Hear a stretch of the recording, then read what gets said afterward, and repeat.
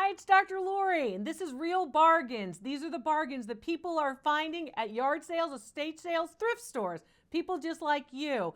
My real bargains here are actual true stories, and I have permission from all of the bargain hunters to retell their stories. My first real bargain comes from a video call. You're not going to believe this.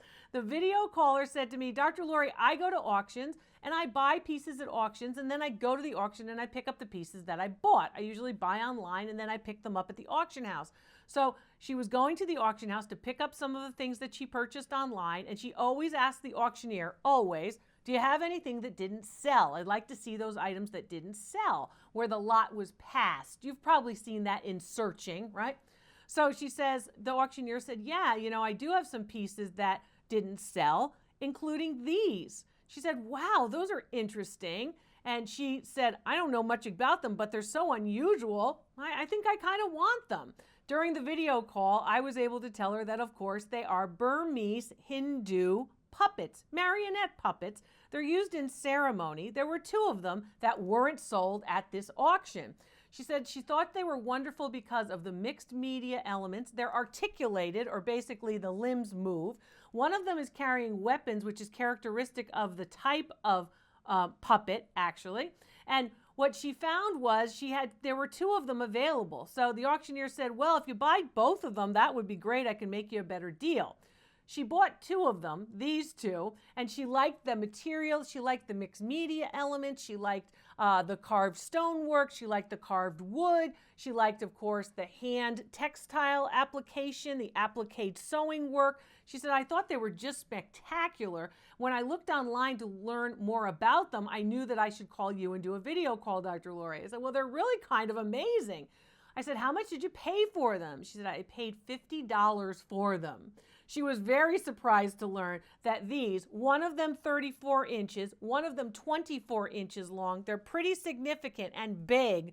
They actually, for the 2 of them, for her $50 investment, they're worth $10,000. That's right. They're very desirable. They're very well known in, of course, Asian culture. And she got a real bargain. Wow. Beautiful, wonderful condition, and great cultural objects. That was a real bargain. This next real bargain also comes from a video call. It was purchased at a thrift store. The thrift store purchaser said to me, Dr. Lori, I go around thrift stores and I look for condition. I look for stuff that's in good shape because you taught us that. And that's true. When you look for pieces at thrift stores or anywhere, I want you to look for good condition. That will be important. She said the reason why she bought this is she likes horses and she thought the plate was really good looking. So I said, okay. I said, well, what do you know about it? She said, well, I know it's signed because I turned it over and I saw the signature. The signature says La Fontaine right on the back. And of course, it relates to the very well-known ceramic artist born in Seattle and trained at the Rhode Island School of Design and the Institute of American Indian Arts, Glenn LaFontaine, of course, the Chippewa and Cree peoples of the Native American ancestry. Interestingly enough, this round plate is very characteristic of Glenn LaFontaine's work. So it's signed, it's dated, it's even titled on the back of it, and it's a piece of Redware ceramic, as you can see, and it has this nice glazed blue horse on it.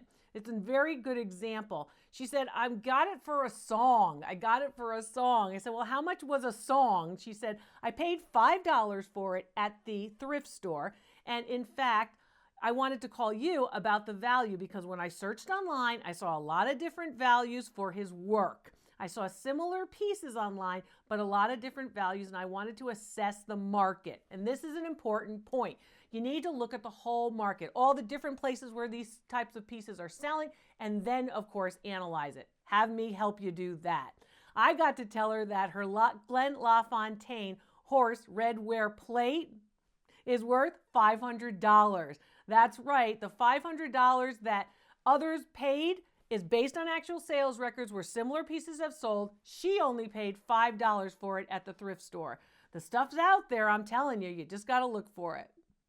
This next real bargain comes from a video call appointment that someone booked with me, booked it right on the website easily, just picked a date in my calendar. And this is a piece that really warms your heart when I hear treasure hunters are actually mothers and their kids. So this is a mother and daughter team who goes thrift store hunting and also antiquing for art, antiques, and collectibles. They really like glass. So the mom's a young mom and the child is a young daughter, 10 years old. And she likes glass and she likes to collect it.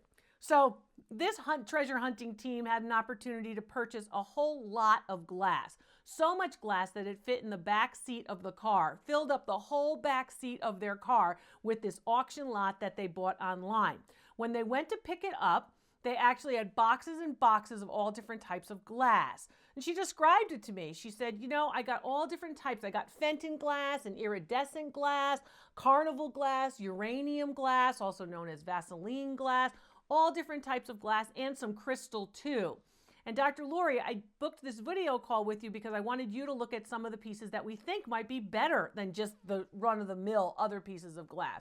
And a lot of the glass that she actually mentioned to me wasn't run-of-the-mill at all. So I said, well, what did you pay for everything? All the stuff that fit into the back seat of your car. She said, I paid $165 for everything. So for each piece, I probably paid a couple of dollars or no more than a couple of dollars for each piece. I said, wow, that's terrific. She said, but the piece I want you to look at is this one. This is a Lalique paperweight, and it's a maple leaf Lalique paperweight. I've seen others, but again, I don't really know if this is the real thing. And I said, well, one of the ways you can tell is simple, is it signed? Because Lalique signed most, if not all, of their pieces. You'll find the rare piece that isn't signed, but the majority of Lalique pieces are signed. This one was signed too. It has a very nice shape, of course, that actual octagonal shape that you're seeing. And then it has the crystal, of course, maple leaf motif for the paperweight. And it's pretty substantial. It's a pretty good size paperweight. I said, so for your $2 investment for this one piece of crystal that is signed Lalique, I said, do you have any idea what it's worth? She said, I really don't. She said, but I know that I got a pretty good bargain. She got a really good bargain. That one piece is actually worth more than all that she spent on all the pieces. So she paid $165 for all of them, which makes this piece worth, maybe she spent about $2 for it.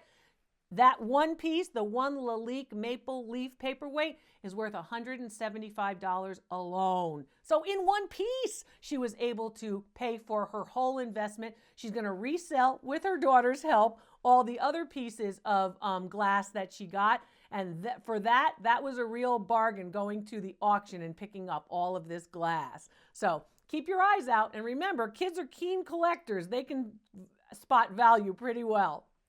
This next real bargain comes from another video caller, and the pieces that she purchased were purchased through an online estate auction, where you go through and there's an estate auction and it's happening online and you can look through all of the objects in photographs. And I always tell people with respect to the photographs, be aware of what the photograph looks like. And if you have questions, send off an email, send off a text, and ask the auctioneer or the estate sale organizers, hey, can you give me a little bit more information or different or other photographs? So if you don't have enough visual information, ask for more. It will help you. You'll be happy you did. So this piece, in fact, was a grouping of sailboats, all in crystal. It was obviously a collection that someone had amassed. And she said, I'm really interested in this particular sailboat, actually in a few of them. The ones that I'm interested in are the ones that are actually signed. And they're signed Steuben. Steuben, of course, a very famous designer of crystal.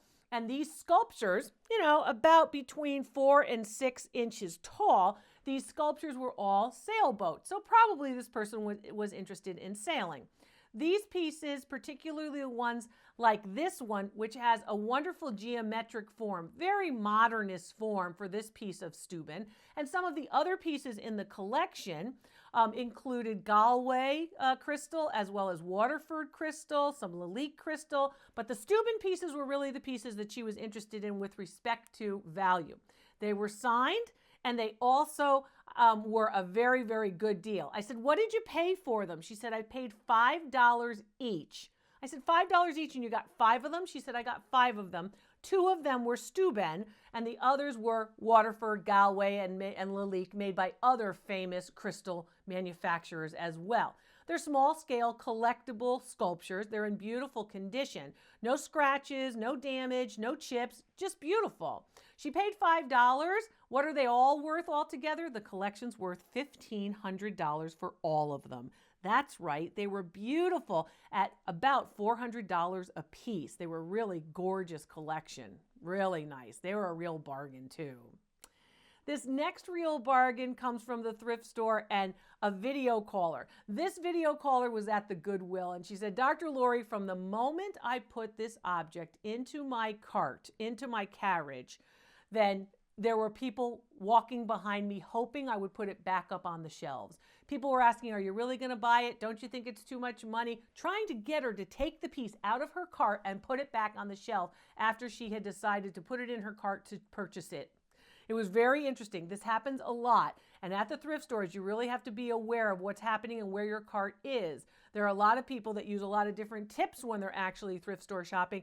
Things like bringing blankets or going to the bedding first and putting blankets into carts to cover some of the items that they might be buying from the thrift store. You know, the treasure hunt is on. Lots of people are treasure hunting.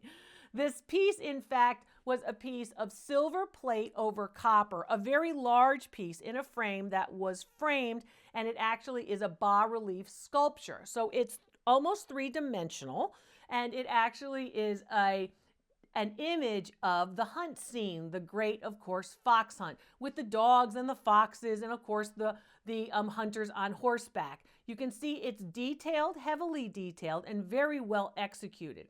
It's a nice piece, and she said to me, she said, Dr. Lori, it was so heavy. Well, it was heavy because it was silver-plated over copper. Copper is relatively heavy. As a sculpture, it was a beautiful work of art and intended for the wall, probably intended for a den or maybe an office, and it measures about 40 inches by about 30 inches, so pretty significant in size, too. She said, I picked it up, I wasn't leaving Goodwill without it, and I knew that you would know what it is and what it was worth. I said, well, what did you pay? She said, I paid $10 for it, and I did ask for a discount when I got to the cash register. I said, well, how did they come about that? She said, well, I said, you know, can you do better on it because it's big and the frame is not in great shape. It's supposed to have the frame in good shape, and the frame wasn't in good shape. I said, okay. She said, what do you think it's worth? I said, I know it's worth $750. It's a gorgeous example, very well executed, and what's important? Big. It's big. That was a real bargain too. Speaking of big, this piece was a big win for this video caller who got in touch with me from an estate sale. She said, Dr. Lori, I've been wanting to take you shopping. I've been looking at certain pieces at estate sales, and I really wanted to know on a video call what you think of certain objects. She said, I was at this estate sale. I was standing in front of this object. It was in the basement of the estate sale. And I went into the estate sale and I looked all around and I found a couple of things that I really liked. And then I went downstairs, and in the downstairs sort of rec room area of this home, I saw this object. So I took some pictures of it because I knew it wouldn't fit in my car. And because I knew it wouldn't fit in my car, I thought, well, my boyfriend has a truck, but I really got to make sure that I really want this before I go bothering him to bring the truck over to move this piece out of this basement room up the stairs and into the truck. She said, I really liked it. I really liked it. There was something about it. She said, but I couldn't fit it in the car. So I took some pictures of it and I went home. I figured, forget it. You know, and I got home and I started thinking about it. And I know this happens to a lot of you. You know, you get home and you're thinking about it and thinking about it and thinking about it. When that happens to you, go back and get it. Because even if it's a piece that you say, well, you know, I'm not really sure. If you're thinking about it, you want it. And if you can afford it in your budget, you should get it. So anyway, so she says, the next morning, Dr. Lori, I was there. I was there the first thing. I was the first one when they opened that estate sale the next day. I had to have that bench. I thought it was just beautiful. I couldn't stop thinking about it. Now, my boyfriend, on the other hand, thought it was dingy, thought it looked bad, and he wanted me to reupholster it, even from the photographs. And I thought, no, I'm not going to touch it. I'm not going to reupholster it. When I did some searching, it looked like the work of the mid-century modern designer, Clea Barton. And basically, I thought, this is a great piece. I thought it was a great piece for these reasons. It has the streamlined design of mid-century modern furniture. It had mixed media materials. That's right, wrought iron juxtaposed with wood. So cold materials like metals with warm materials like wood. I didn't think that the upholstery was all that dingy, but her boyfriend did, and he had to move it. But I didn't think it was that dingy, and I thought maybe if you can actually have it cleaned professionally, it wouldn't look as dingy as opposed to reupholstering it. Some things are great to repurpose, and some things you should just leave alone. I want to teach you how to tell the difference. So she said, you know, I went back and I thought to myself, they want $35 for it. I'm going to get it. I'm going to buy it for $35. I'm not even going to bother negotiating.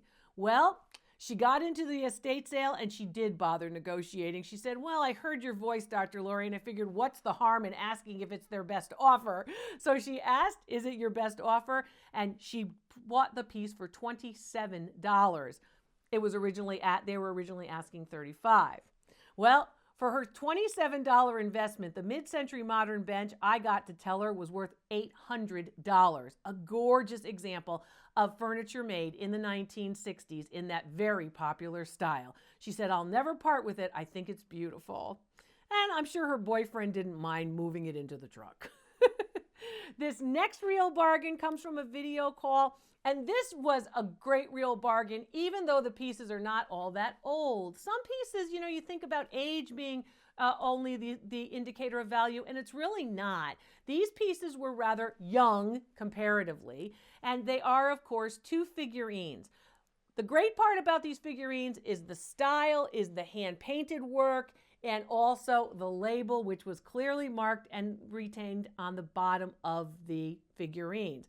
Made by Maitland-Smith. Now, you all know Maitland-Smith, great design firm, made a lot of different kind of home furnishings, and when the label is retained, it's very good for resale value if you decide to resell the piece.